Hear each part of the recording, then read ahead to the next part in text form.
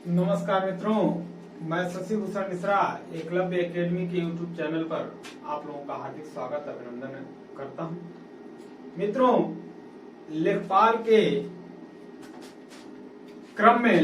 Class के क्रम में हम आज पढ़ेंगे ग्रामीण परिवेश।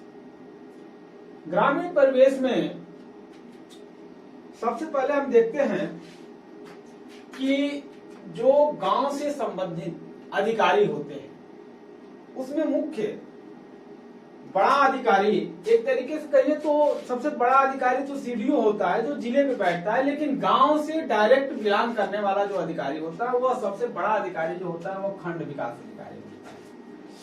या खंड विकास अधिकारी को अंग्रेजी में बोलते हैं block development officer, BDO, block development officer. इसको बोलते हैं विकास खंड का मुख्य कार्यपालक अधिकारी है। इसे हिंदी में विकास खंड का मुख्य कार्यपालक अधिकारी कहा जाता है। इसका जो चयन होता है वह उत्तर प्रदेश लोक सेवा आयोग द्वारा होता है और प्रशिक्षण इनका ग्रामीण विकास संस्थान में होता है। इनका जो मुख्य कार्य है वह सरकार द्वारा समय समय पर विभिन्न योजनाएं चलाई जाती है, उन योजनाओं को गांवों में क्रियान्वयन कराना और गांवों से संबंधित जितने भी विकास के कार्य हैं सारे के सारे विकास के कार्यों को संपादित कराना, यह ब्लॉक डेवलपमेंट ऑफिसर का मुख्य कार्य होता है। ऐसे तो इनका मुख्य कार्य गांवों के विकास की मुख्य जो है जिम्मेदारी होती है। हमने आपको बताया सरकार द्वारा चलाई जा रही योजनाओं का क्रियान्वयन है ग्रामीण, और इनका जो प्रशिक्षण होता है वह ग्रामीण विकास संस्थान में होता है। चयन हमने आपको बताया उत्तर प्रदेश लोक सेवा आयोग द्वारा होता है। इनके बाद होता क्या है कि गांव स्तर का एक सरकारी कर्मचारी होता है जिसका काम मुख्य कार्य जो है गांवों से संबंधित जितने भी जमीन से के कार्य हैं, चाहे वह गांव में विकास के रोड हो, खेतों की माप हो, सारे के सारे कार्य जो है किसके अधीन होता है? लेखपाल के अधीन होता है। यह गांव स्तर का सरकारी कर्मचारी होता है। सबसे पहले उत्तर प्रदेश भू राजस्व अधिनियम कब आया था? या 2006 में लेखपाल सेवा नियमावली बनी थी, और ये जो है इनका जो उल्लेख किया गया है वह उल्लेख किसमें है? उत्तर प्रदेश भू राजस्व अधिनियम 1901 की धारा 23 में।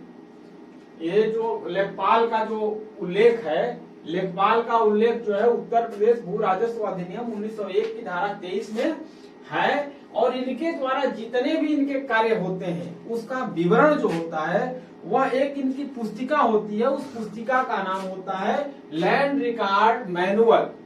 लैंड रिकॉर्ड मैनुअल में पूरा का पूरा इनके कार्यों का विवरण होता है।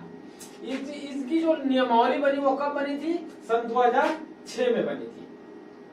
लेखपाल दो तरीके के होते हैं। लेखपाल तो वही होते हैं, एक ही लेखपाल होता है, लेकिन जब चकबंदी आता है तो उन्हीं लेखपाल को चकबंदी आयुक्त के अधीन कर दिया जाता है और उन्हें उस समय चकबंदी लेखपाल बोला जाता है। तो एक तो राजस्व लेखपाल होते हैं जो हमारे खेतों की नपाई, गांवों के अंदर रोड को देना, रोड को माप करके अलग करना, ठीक, ये सारे के सारे कार्य जो है राजस्व लेखपाल के अधीन होता है। और राजस्व लेखपाल किसके अधीन कार्य करता है? जिला अधिकारी के अधीन कार्य करता है। लेकिन जब अपने जिले में या प्रदेश में चकबंदी होता है तो इन्हीं राजस्व लेखपालों को चकबंदी लेखपाल का नाम दे दिया जाता है, और उतने दिन तक जितने दिन तक आपका चकबंदी का कार्य खत्म नहीं हो जाता तब तक उनको क्या बोलते हैं? चकबंदी लेखपाल बोलते हैं, और ये जो है चकबंदी आयुक्त के अधीन कार्य करते हैं। तो कहा जाता है कि चकबंदी लेखपाल का किसके अधीन कार्य करते हैं? चकबंदी आयुक्त के अधीन कार्य करते हैं। और राजस्व लेखपाल किसके अधीन कार्य करते हैं? तो राजस्व लेखपाल जो है जिला अधिकारी यानी डीएम, कहीं कहीं कलेक्टर शब्द भी देता है। अक्सर अधिकांशतः परीक्षाओं में कलेक्टर शब्द देता है, जिला अधिकारी शब्द नहीं देता है, इसीलिए जिला अधिकारी न देकर के कलेक्टर शब्द भी दे देता है। कलेक्टर के अधीन कार्य करता है, ठीक। तो ये हमारा लेखपाल, लेखपाल का जो वर्णन है वह किसमें उल्लेख है, वह उत्तर प्रदेश भू राजस्व अधिनियम 1901 की धारा 23 में है। लेखपाल जो है प्रत्येक वर्ष खेतों का निरीक्षण करता है और इसके जो निरीक्षण को क्या बोलते हैं, पड़ताल बोलते हैं। एक शब्द है कभी कभी आता है पड़ताल क्या होता है, तो पड़ताल लेखपाल द्वारा वर्ष में किए गए खेतों का जो परीक्षण है वही पड़ताल होता है और वह पड़ताल वर्ष में 3 बार करता है।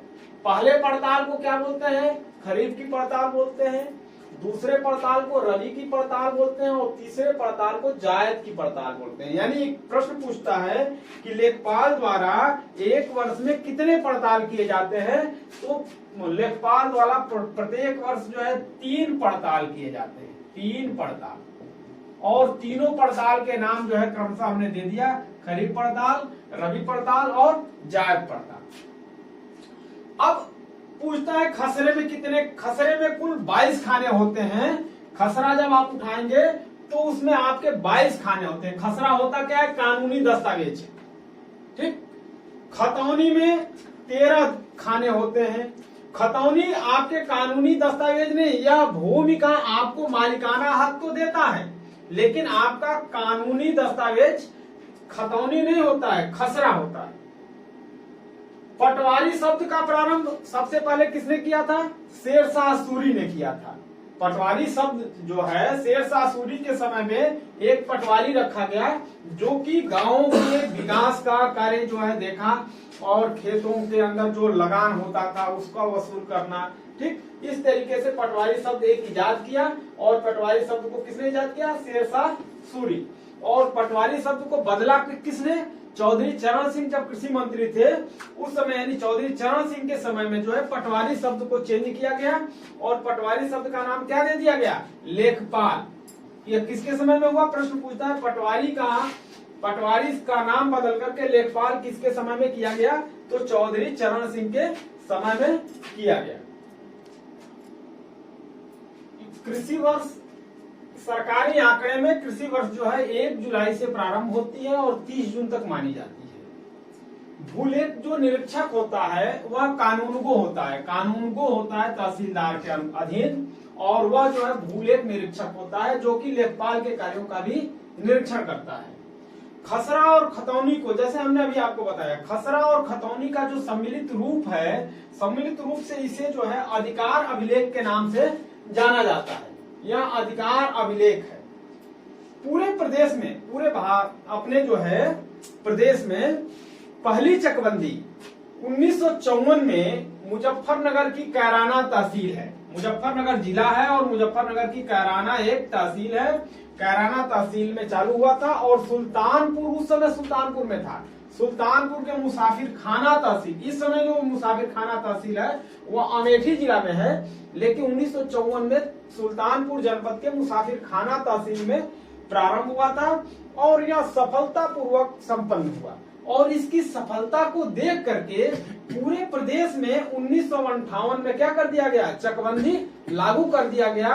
और 1958 में चकबंदी लागू करने के बाद प्रत्येक जिले में एक चकबंदी विभाग की स्थापना की गई। पूरे प्रदेश में इन जिलों के जो चकबंदी अधिकारी है, चकबंदी कर्मचारी हैं, उनका एक चकबंदी आयुक्त बैठाया गया और जिले में जो सबसे बड़ा चकबंदी अधिकारी होता है वह उप चकबंदी अधिकारी होता है।